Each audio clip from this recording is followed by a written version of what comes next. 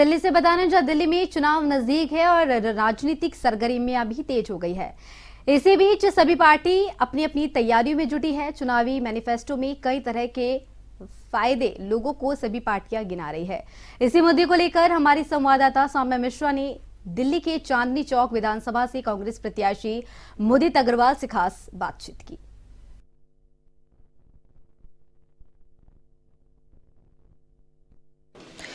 राजधानी दिल्ली में चुनाव की सरगर्मियां तेज हो चुकी है। इसी बीच सभी पार्टियां अपनी अपनी तैयारियों में जुटी हुई है। एक और जहां आम आदमी पार्टी कई ऐसी चीजें लोगों को देने की बातें कर रही है, वो महिलाएं हो या फिर युवा हो, सभी को टारगेट कर रही है। धार्मिक आधार पर भी उन पर राजनीति का आरोप लग रहा है। इसी सिलसिले में इस वक्त हमारे साथ खास बातचीत के लिए मुदित अग्रवाल है। साफ तौर पे कांग्रेस के चांदनी चौक से प्रत्याशी हैं और अहम भूमिका रही है इससे पहले भी राजनीति में, आगे भी सर किस तरह से, क्योंकि लगातार राजधानी दिल्ली में चुनाव की सरगर्मियां तेज है। आम आदमी पार्टी अपने पूरी तरीके से जिन्हें जनता रेवड़ी कहती है वो बांटने में लगी हुई है।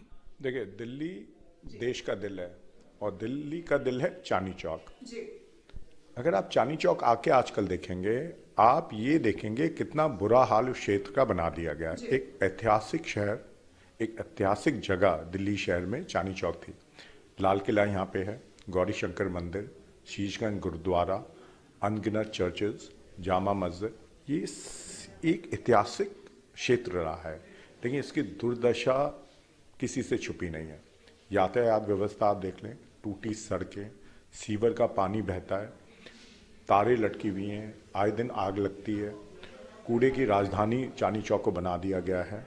ये दिखाता है जो आप पार्टी की लोकल लीडरशिप है और जो आप पार्टी का दिल्ली में जो आचरण रहा है, जो तरीका रहा है गवर्नेंस का, वो चांदनी चौक आके आपको मिल जाएगा। जो एक टूरिस्ट हब बनना चाहिए था, जो जहाँ पे देश विदेश के लोगों को रोज लाखों की संख्या में टूरिज्म के लिए आना चाहिए था, उसका बुरा हाल कर दिया गया है। वो किस लिए? क्योंकि जो लोकल लीडरशिप है आप पार्टी की, पूरी भ्रष्टाचार में लिप्त है, अनऑथराइज कंस्ट्रक्शन में लिप्त है, जमीनों पे कब्जा करना, सरकारी जमीनों पे कब्जा करने में लिप्त है, डराने धमकाने में लिप्त है। खैबर पास में जब लोगों को हटाया जा रहा था, उनको हटाने में लिप्त है। तो देखिए, इन्होंने काम कुछ नहीं किया है, बस चांदनी चौक का बहुत बुरा हाल किया है। तो हमारा तो परिवार चांदनी चौक में 125 साल से रह रहा है। मेरे दादाजी ने 8 इलेक्शन लड़े, पिताजी जयप्रकाश अग्रवाल जी ने 8 इलेक्शन लड़े और मेंबर ऑफ पार्लियामेंट रहे। चांदनी चौक की जनता के साथ हमारा विश्वास का रिश्ता है, राजनीतिक नहीं है, सामाजिक रिश्ता है, यारी दोस्ती का रिश्ता है। जैसे मैंने कहा, एक विश्वास का रिश्ता है और उनको हम पे और हमें उनमें विश्वास है और हम मिलके एक नया चांदनी चौक बनाएंगे।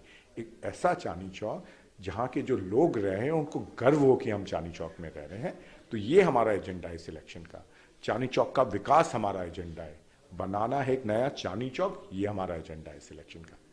सर, आपने 125 सालों के इतिहास के बारे में बात किया। साफ तौर पे आपने बचपन से ही राजनीति को बड़ी करीबी से देखा है, तो किस तरह से आपको लगता है, क्योंकि आम आदमी पार्टी जब आई थी तो झाड़ू जो उनका सिंबल है वो लेकर आई थी कि हम कूड़ों का पहाड़ साफ करेंगे, कूड़ों का ढेर साफ करेंगे, राजधानी दिल्ली को स्वच्छ बनाएंगे। और आज राजधानी दिल्ली में प्रदूषण का स्तर हवा से लेकर के जमीन तक गंदगी बढ़ती जा रही। काश वो झाड़ू का इस्तेमाल दिल्ली की गंदगी साफ करने में लगाते, काश वो झाड़ू का इस्तेमाल जो यहाँ पे भ्रष्टाचार है उसको साफ करने में लगाते। लेकिन जो झाड़ू का इस्तेमाल हुआ है वो इस काम के लिए नहीं हुआ, वो सिर्फ जो अच्छे स्वच्छ लोग हैं उनको साफ करने के लिए हुआ है। और राजनीति में गंदे लोगों को लाने का जो मुहिम आप पार्टी ने शुरू की है, चांदनी चौक उसका सबसे बड़ा उदाहरण है। अगर 70 की 70 विधानसभाओं में सबसे भ्रष्ट आम आदमी पार्टी की लीडरशिप का है तो वो चांदनी चौक में है और उसका जीता जाता उदाहरण है। आप चांदनी चौक आके देखेंगे तो आपको पता चल जाएगा वहां क्या हो रहा है। सर, एक बार फिर से 2100 महिलाओं को देने की बात कर रही है आम आदमी पार्टी। बुजुर्गों को संजीवनी योजना देने की मुहिम जो है, उन्होंने कहा है कि अगर हम आते हैं चुनाव के बाद तो हम बुजुर्गों को मुफ्त इलाज देंगे और उसमें आयुष्मान जैसी कोई 5 साल की लिमिटेशन नहीं होगी। देखिए, बड़ी अजीब सी बात है। पंजाब में इन्होंने कहा था हर महिला को 1000 रुपए मिलेंगे, 2.5 साल वहां सरकार को हो गए, आज तक तो मिले नहीं। वृद्धा पेंशन दिल्ली में बंद है, अभी तक सालों से वृद्धा पेंशन नहीं मिल रही है। उसका कोई जवाब है सरकार के पास? नए वादे करते हैं, जो पुरानी चीजें थी उनका क्या हुआ? पंजाब में जो वायदा किया वो पूरा किया, दिल्ली में वृद्धा पेंशन क्यों बंद की? देखिए, अपनी नाकामी छुपानी है तो ये बोलना पड़ेगा ना उनको, ये है इसकी सच्चाई।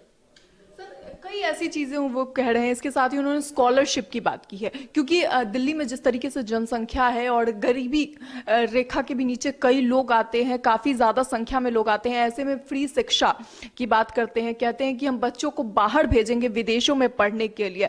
आज से पहले उन्होंने कहा था कि दिल्ली को लंदन पेरिस बनाएंगे, और अब बच्चों को बाहर भेजने की बात कर। दिल्ली तो लंदन पेरिस बना नहीं।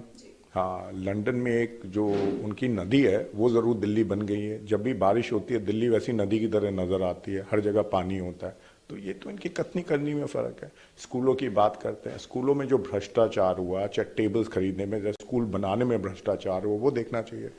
कोविड, देखिए 10 साल पहले जब कांग्रेस की सरकार गई थी, आज में दिल्ली में सिर्फ लाख बच्चा भी नहीं बढ़ा दिल्ली सरकारी स्कूलों में, जबकि दिल्ली की जो पॉपुलेशन है काफ़ी बढ़ गई। इसका कोई जवाब है उनके पास? जो स्कूलों के में भ्रष्टाचार हुआ है, जो टेबलें खरीदने में भ्रष्टाचार हुआ, उसकी बात कौन कर रहा है?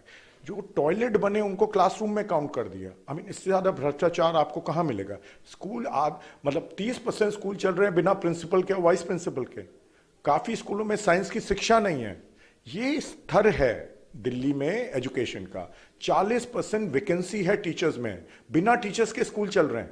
सिर्फ पब्लिसिटी में स्कूल चल रहे हैं, बस सिर्फ अखबारों के ऐड में स्कूल चल रहे हैं। बच्चों की शिक्षा नहीं सुधारी इन्होंने, क्योंकि नीयत शिक्षा सुधारने की नहीं है। नीयत सिर्फ मीडिया में दिखाना है कि हमने कुछ किया, बस ये फर्क है, नीयत में फर्क है। कुछ ही दिन पहले पीटीएम किया उन्होंने दिल्ली के सभी सरकारी स्कूलों में। आतिशी जी भी गई थी पीटीएम में, सीएम। तो साफ तौर पे उन्होंने कहा कि ऐसा पीटीएम आज तक किसी भी गवर्नमेंट ने नहीं ऑर्गेनाइज कराया है, और पहली बार सरकारी स्कूलों में इस तरीके से जागरूकता के साथ कार्य हो रहा है। जो करप्शन की है वो जागरूकता है, प्रिंसिपल के बिना स्कूल चल रहे हैं वो जागरूकता है, वाइस प्रिंसिपल के बिना स्कूल चल रहे हैं वो जागरूकता है, 40% वैकेंसी है टीचर्स में वो जागरूकता है। अगर मैं होता ना दिल्ली का चीफ मिनिस्टर, देखिए कांग्रेस ने एक क्रांतिकारी इंटरनेट योजना लाए जिसमें हर घर में इंटरनेट सुविधा उपलब्ध है। आज हमारी सबसे बड़ी दिक्कत क्या है? शिक्षा की क्वालिटी टीचिंग। हमारे पास गुणवत्ता टीचर्स नहीं है। क्या करना चाहिए था? हर स्कूल में ब्लैक बोर्ड होता है, उसके साथ एक डिजिटल बोर्ड लगाते हैं, उसको इंटरनेट से कनेक्ट करते हैं। तो कोई हमारी टीचर्स अगर सही नहीं है, सपोज गणित की टीचर है या आपके इसकी हिस्ट्री की टीचर्स है, तो साथ में ऑनलाइन क्लासेस उसमें शुरू करते हैं कि जो टीचर्स की कमी है वो उससे पूरी होती। क्या उन्होंने किसी स्कूल में डिजिटल बोर्ड लगाया? अगर मैं चीफ मिनिस्टर होता दिल्ली का, आज दिल्ली के हर सरकारी स्कूल में एक डिजिटल बोर्ड होता, उसमें ऑनलाइन टीचिंग की सुविधा उपलब्ध होती। तो जो हमारी टीचिंग में जो क्वालिटी गुणवत्ता टीचर्स की कम है, जहाँ 40% वैकेंसी है, वो दूर होती कि नहीं होती? क्यों नहीं किया एक भी ऐसा काम? देखिए उनकी नीयत काम करने की नहीं है, यही मैं आपको बता रहा था तब से। सर, दिल्ली की बात हो और यमुना नदी की बात ना हो, ऐसा संभव नहीं है। यमुना की सफाई को लेकर के उन्होंने कहा था कि अपने परिवार के साथ डुबकी लगाने जाऊंगा, और आज यमुना की स्थिति इतनी खराब हो चुकी है कि उसमें डुबकी लगाने वाला बीमारियां लेकर बाहर निकलता है। देखिए, मैं तो ये चाहूंगा कि जिन्होंने इसका वायदा किया था, केजरीवाल जी, अपने परिवार के साथ जाके आज डुबकी लगाएं यमुना में, और साथ में जो आप पार्टी की लीडरशिप चांदनी चौक की, उनको भी ले जाए, कम से कम उनके पाप तो धुलेंगे। ये जरूर करें, मेरा चैलेंज है केजरीवाल जी को। सर, अंतिम सवाल लेना चाहूंगी कि आपने जिक्र किया कि अगर आप सीएम होते तो क्या मुदित अग्रवाल एक फेस हो सकते हैं सीएम का, अगर कांग्रेस अच्छी बहुमत लाती है तो? देखिए, मेरा कहने का तात्पर्य बड़ा सिंपल था कि अगर मेरे पास शक्ति होती तो मैं क्या करता स्कूलों को सुधारने के लिए, कैसे मैं बच्चों की जिंदगी सुधारता। देखिए, एक होता है आप सिर्फ विज्ञापन पे पैसा खर्चे, आपकी नीयत क्या है? देखिए, मेरी नीयत साफ है, मेरी नीयत है लोगों का विकास हो। और मैं विकास किसे मानता हूं? मैं विकास मानता हूं जब आप लोगों की जिंदगियां छू के उसको बेहतर बनाए। तो मैंने इसको इस परिप्रेक्ष्य में कहा था। सर, कौन से मुद्दे होंगे आपके इस चुनाव में जनता तक जो आप लेकर जाए? बनाएंगे नया चांदनी चौक। जो चांदनी चौक की दुर्गति है उसको दूर करना, और जो उसका ऐतिहासिक जो शहर वो रहा है उसकी वो पुरानी गरिमा लौटाना, कि हम सब दिल्ली वासियों को चांदनी चौक पे गर्व हो।